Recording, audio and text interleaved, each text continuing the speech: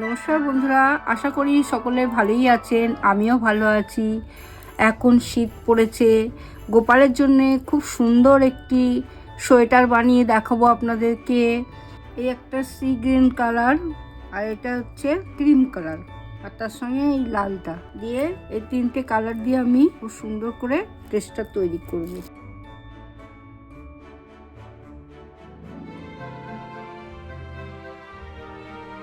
এবার আমি এটা দিয়ে পুরো চারদিকে একটু সেলাই করে দেবো সিঙ্গেল ক্রস করে।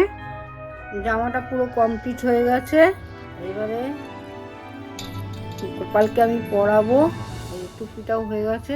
যদি ভিডিওটি ভালো লাগে তাহলে একটা লাইক, শেয়ার, কমেন্ট করবেন এবং সাবস্ক্রাইব করতে ভুলবেন না। নেক্সট ভিডিওতে আমি টুপিটা বানানো দেখাবো। এখন আমি গোপালকে পরিয়ে দেখাচ্ছি।